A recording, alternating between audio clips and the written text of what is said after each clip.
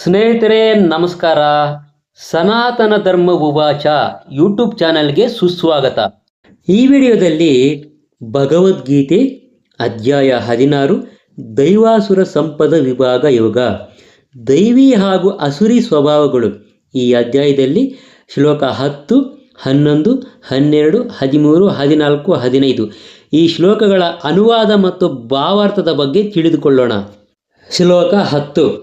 ಕಾಮಮಾಶ್ರಿತ್ಯ ದುಷ್ಪೂರಂ ದಂಭಮಾನಮದಾನ್ವಿತಾಃ ಮೋಹಾತ್ ಗೃಹೀತ್ವಾ ಸದ್ ಗ್ರಾಹಾನ್ ಪ್ರವರ್ತಂತೆ ಶುಚಿವ್ರತಾಃ. ಈ ಶ್ಲೋಕದ ಅನುವಾದ: ತೃಪ್ತಿಯೇ ಆಗದ ಕಾಮವನ್ನು ಆಶ್ರಯಿಸಿ ದಂಭ ಮತ್ತು ಒಣ ಪ್ರತಿಷ್ಠೆಗಳ ಉನ್ಮಾದದಲ್ಲಿ ಮೈಮರೆತು ಅಸುರಿ ಸ್ವಭಾವದವರು ಮೋಹಕ್ಕೆ ಒಳಗಾಗುತ್ತಾರೆ. ಅಶಾಶ್ವತವಾದಂಥ ವಿಷಯಗಳಿಂದ ಆಕರ್ಷಿತರಾಗಿ ಸದಾ ಅಶುಚಿ ಕರ್ಮಗಳಿಗೆ ಬದ್ಧರಾಗಿ ಇರುತ್ತಾರೆ. ಈ ಶ್ಲೋಕದ ಭಾವಾರ್ಥ: ಅಸುರಿ ಮನೋಧರ್ಮವನ್ನು ಇಲ್ಲಿ ವರ್ಣಿಸಲಾಗಿದೆ. ರಾಕ್ಷಸರ ಕಾಮಕ್ಕೆ ತೃಪ್ತಿಯೇ ಇರುವುದಿಲ್ಲ. ಐಹಿಕ ಭೋಗದಲ್ಲಿ ತೃಪ್ತಿಯೇ ಇಲ್ಲದ ತಮ್ಮ ಬಯಕೆಯನ್ನು ಬೆಳೆಸುತ್ತಾ ಹೋಗುತ್ತಾರೆ. ಅಶಾಶ್ವತವಾದ ವಸ್ತುಗಳನ್ನು ಸ್ವೀಕರಿಸುವುದರಿಂದ ಅವರು ಸದಾ ಆತಂಕದಿಂದ ತುಂಬಿದ್ದರೂ ಮಾಯೆಯ ಕಾರಣದಿಂದ ಇಂತಹ ಕರ್ಮಗಳಲ್ಲಿ ನಿರತರಾಗಿಯೇ ಇರುತ್ತಾರೆ. ಅವರಿಗೆ ಜ್ಞಾನ ಅನ್ನೋದು ಇರುವುದಿಲ್ಲ. ತಾವು ತಪ್ಪು ದಾರಿಯಲ್ಲಿ ಹೋಗುತ್ತಿದ್ದೇವೆ ಎಂದು ಅವರಿಗೆ ಹೇಳಲು ಸಾಧ್ಯವಾಗುವುದಿಲ್ಲ. ಅಶಾಶ್ವತವಾದ ವಸ್ತುಗಳನ್ನು ಸ್ವೀಕರಿಸಿ ಅಸುರಿ ಸ್ವಭಾವದ ಈ ಜನರು ತಮ್ಮದೇ ದೇವರನ್ನು ಮತ್ತು ತಮ್ಮವೇ ಸ್ತೋತ್ರಗಳನ್ನು ಸೃಷ್ಟಿ ಮಾಡಿಕೊಂಡಿರುತ್ತಾರೆ ಮತ್ತು ಅವುಗಳಂತೆಯೇ ಸಂಕೀರ್ತನೆ ಮಾಡುತ್ತಾರೆ. ಇದರ ಪರಿಣಾಮವೆಂದರೆ ಅವರು 2 ವಿಷಯಗಳಿಂದ ಆಕರ್ಷಿತರಾಗುತ್ತಾರೆ: ಕಾಮಭೋಗ ಮತ್ತು ಐಹಿಕ ಸಂಪತ್ತಿನ ಶೇಖರಣೆ. ಅಶುಚಿ ವ್ರತಾಹ. ಅಶುಚಿ ವ್ರತಗಳು ಎನ್ನುವ ಮಾತು ಈ ಸಂದರ್ಭದಲ್ಲಿ ಬಹಳ ಮಹತ್ವದ್ದಾಗಿದೆ. ಇಂತಹ ರಾಕ್ಷಸಿ ಜನರಿಗೆ ಮದ್ಯ, ಸ್ತ್ರೀ, ಜೂಜಾಡುವುದು, ಮಾಂಸಭಕ್ಷಣೆ ಇವುಗಳೇ ಆದ ಆಕರ್ಷಣೆ ಇರುತ್ತೆ. ಇವು ಅವರ ಅಶುಚಿಯಾದ ಅಭ್ಯಾಸಗಳು. ಅಹಂಕಾರ ಮತ್ತು ಒಣ ಪ್ರತಿಷ್ಠೆಗಳಿಂದ ಪ್ರೇರಿತರಾಗಿ ಅವರು ವೈದಿಕ ಆದೇಶಗಳು ಒಪ್ಪದ ಕೆಲವು ಧಾರ್ಮಿಕ ತತ್ವಗಳನ್ನು ಸೃಷ್ಟಿಸುತ್ತಾರೆ. ಇಂತಹ ರಾಕ್ಷಸಿ ಸ್ವಭಾವದ ಜನರು ಜಗತ್ತಿನಲ್ಲಿ ಅತ್ಯಂತ ಅಸಹ್ಯವನ್ನು ಉಂಟು ಮಾಡುವಂಥ ಜನರಾದರೂ ಕೂಡ ಕೃತಕ ರೀತಿಗಳಲ್ಲಿ ಜಗತ್ತು ಅವರಿಗೆ ಸುಳ್ಳು ಗೌರವವನ್ನು ಸೃಷ್ಟಿಸುತ್ತದೆ. ನರಕದ ಕಡೆಗೆ ಜಾರುತ್ತಿದ್ದರೂ ತಾವು ತುಂಬ ಮುಂದುವರೆದಿದ್ದೇವೆ ಎಂದು ಅವರು ಭಾವಿಸುತ್ತಾ ಇರುತ್ತಾರೆ. ಶ್ಲೋಕ 11. ಚಿಂತಾಮಪರಿಮೇಯಾಂ ಚ ಪ್ರಲಯಾಂತಾಮುಪಾಶ್ರಿತಾಃ ಕಾಮೋಪಭೋಗ ಪರಮಾಯೇತಾವದಿತ ನಿಶ್ಚಿತಾಃ. ಶ್ಲೋಕ 12. ಆಶಾಪಾಶಶತೈರ್ಬದ್ಧಾಃ ಕಾಮಕ್ರೋಧಪರಾಯಣಾಃ ಈಹಂತೆ ಕಾಮಭೋಗಾರ್ಥಮನ್ಯಾಯೇನಾರ್ಥ ಸಂಜಯಾನ್.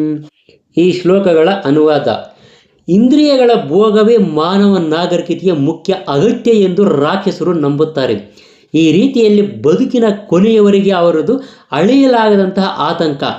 ಲಕ್ಷಾಂತರ ಬೈಕೆಗಳ ಬಲೆಯಲ್ಲಿ ಸಿಕ್ಕಿಬಿದ್ದು ಕಾಮ ಕ್ರೋಧಗಳಲ್ಲಿ ತನ್ಮಯರಾಗಿ ಅವರು ಇಂದ್ರಿಯಗಳ ತೃಪ್ತಿಗಾಗಿಯೇ ಅನ್ಯಾಯವಾದ ರೀತಿಯಲ್ಲಿ ಹಣವನ್ನು ಸಂಗ್ರಹಿಸುತ್ತಾರೆ. ಇವುಗಳ ಭಾವಾರ್ಥ: ಇಂದ್ರಿಯಗಳ ಭೋಗವೇ ಬದುಕಿನ ಪರಮ ಗುರಿ ಎಂದು ರಾಕ್ಷಸಿ ಸ್ವಭಾವದವರು ಒಪ್ಪುತ್ತಾರೆ. ಸಾಯುವವರೆಗೆ ಈ ಪರಿಕಲ್ಪನೆಯನ್ನೇ ಸಾಧಿಸುತ್ತಾರೆ. ಸಾವಿನಾಚೆಯ ಬದುಕಿನಲ್ಲಿ ಕೂಡ ಅವರಿಗೆ ನಂಬಿಕೆ ಅನ್ನೋದು ಇರುವುದಿಲ್ಲ. ತನ್ನ ಕರ್ಮಗಳಿಗೆ ಅಥವಾ ಈ ಜಗತ್ತಿನಲ್ಲಿ ಚಟುವಟಿಕೆಗಳಿಗೆ ಅನುಗುಣವಾಗಿ ಮನುಷ್ಯನು ಬೇರೆ ಬೇರೆ ರೀತಿಗಳ ದೇಹಗಳನ್ನು ಪಡೆಯುತ್ತಾನೆ ಎಂದು ಅವರಿಗೆ ನಂಬಿಕೆ ಇಲ್ಲ. ಅವರ ಬದುಕಿನ ಯೋಜನೆಗಳು ಮುಗಿಯುವುದೇ ಇಲ್ಲ. ಅವರು ಯೋಜನೆಯಾದ ಮೇಲೆ ಯೋಜನೆಯನ್ನು ಸಿದ್ಧಗೊಳಿಸುತ್ತಾ ಹೋಗುತ್ತಾರೆ. ಅವುಗಳಿಗೆ ಮುಕ್ತಾಯ ಅನ್ನೋದೇ ಇರುವುದಿಲ್ಲ. ಇಂತಹ ರಾಕ್ಷಸಿ ಸ್ವಭಾವದ ಒಬ್ಬ ವ್ಯಕ್ತಿಯ ವೈಯಕ್ತಿಕ ಅನುಭವ ನಮಗಿದೆ. ಇನ್ನೇನು ಸಾಯುವಾಗಲೂ ಕೂಡ ಅವನು ತನ್ನ ಯೋಜನೆಗಳು ಮುಗಿದಿಲ್ಲ. ಆದ್ದರಿಂದ ತನ್ನ ಆಯುಸ್ಸನ್ನು ಇನ್ನೂ 4 ವರ್ಷಗಳ ಕಾಲ ಹೆಚ್ಚಿಸಬೇಕೆಂದು ವೈದ್ಯರನ್ನು ಬೇಡಿಕೊಳ್ಳುತ್ತಾನೆ. ವೈದ್ಯನು ಆಯುಸ್ಸನ್ನು ಒಂದು ಕ್ಷಣದ ಮಟ್ಟಿಗೂ ಹೆಚ್ಚಿಸಲಾರ ಎನ್ನುವುದು ಇಂತಹ ಮೂರ್ಖರಿಗೆ ತಿಳಿಯದು. ಎಚ್ಚರಿಕೆಯ ಪತ್ರವನ್ನು ಕೊಟ್ಟ ಮೇಲೆ ಮನುಷ್ಯನ ಅಪೇಕ್ಷೆಯ ಪರಿಗಣನೆಯೇ ಇರುವುದಿಲ್ಲ. ಮನುಷ್ಯನು ಅನುಭವಿಸಲು ನಿಗದಿ ಮಾಡಿರುವ ಕಾಲಕ್ಕೆ ಒಂದು ಕ್ಷಣವನ್ನು ಕೂಡ ಸೇರಿಸುವುದಕ್ಕೂ ಪ್ರಕೃತಿಯ ನಿಯಮಗಳು ಅವಕಾಶ ಕೊಡುವುದಿಲ್ಲ. ದೇವರಲ್ಲಾಗಲಿ ತನ್ನೊಳಗಿರುವ ಪರಮಾತ್ಮನನ್ನಾಗಲಿ ನಂಬಿಕೆ ಇಲ್ಲದ ರಾಕ್ಷಸಿ ಸ್ವಭಾವದ ಮನುಷ್ಯನು ಇಂದ್ರಿಯಗಳ ತೃಪ್ತಿಗಾಗಿ ಮಾತ್ರವೇ ಎಲ್ಲ ವಿಧವಾದ ಪಾಪ ಕರ್ಮಗಳನ್ನು ಮಾಡುತ್ತಾನೆ. ತನ್ನ ಹೃದಯದಲ್ಲಿ ಒಬ್ಬ ಸಾಕ್ಷಿ ಕುಳಿತಿದ್ದಾನೆ ಎಂದು ಅವನಿಗೆ ತಿಳಿಯದು. ವ್ಯಕ್ತಿಗತ ಆತ್ಮದ ಕರ್ಮಗಳನ್ನು ಪರಮಾತ್ಮನು ನೋಡುತ್ತಿರುತ್ತಾನೆ. ಉಪನಿಷತ್ತುಗಳಲ್ಲಿ ಹೇಳಿರುವಂತೆ ಒಂದು ಮರದ ಮೇಲೆ 2 ಪಕ್ಷಿಗಳು ಕುಳಿತಿವೆ. ಒಂದು ಕ್ರಿಯೆಯಲ್ಲಿ ನಿರತವಾಗಿದ್ದು ರೆಂಬೆಯಲ್ಲಿನ ಹಣ್ಣುಗಳನ್ನು ಸವಿಯುತ್ತಿರುತ್ತದೆ ಅಥವಾ ಅವುಗಳಿಂದ ಕಷ್ಟಪಡುತ್ತಿರುತ್ತದೆ. ಇನ್ನೊಂದು ಸಾಕ್ಷಿಯಾಗಿ ನೋಡುತ್ತಿರುತ್ತದೆ. ಅಸುರಿ ಸ್ವಭಾವದವನಿಗೆ ವೈದಿಕ ಧರ್ಮ ಗ್ರಂಥಗಳ ತಿಳುವಳಿಕೆ ಅನ್ನೋದು ಇರೋದಿಲ್ಲ. ಅವನಿಗೆ ಶ್ರದ್ಧೆಯೂ ಇರೋದಿಲ್ಲ. ಆದ್ದರಿಂದ ಪರಿಣಾಮ ಏನೇ ಆಗಿರಲಿ, ಇಂದ್ರಿಯಗಳ ಭೋಗಕ್ಕಾಗಿ ಏನನ್ನು ಬೇಕಾದರೂ ಮಾಡುವ ಸ್ವಾತಂತ್ರ್ಯವು ತನಗಿದೆ ಎಂದು ಭಾವಿಸುತ್ತಾನೆ. ಶ್ಲೋಕ 13. ಇದಮದ್ಯಮಯ ಲಬ್ಧಮಿಮಂ ಪ್ರಾಪ್ಸ್ಯೇ ಮನೋರಥಂ ಇದಮಸ್ತೀದಮಪಿ ಮೇ ಭವಿಷ್ಯತಿ ಪುನರ್ಧನಂ. ಶ್ಲೋಕ 14. ಅಸೌ ಮಯಾ ಹತಃ ಶತ್ರುರ್ಹ ನಿಶ್ಚೇಚಾಪರಾನಪಿ ಈಶ್ವರೋಹಮಹಂ ಭೋಗಿ ಸಿದ್ಧೋಹಂ ಬಲವಾನ್ ಸುಖಿ. ಶ್ಲೋಕ 15.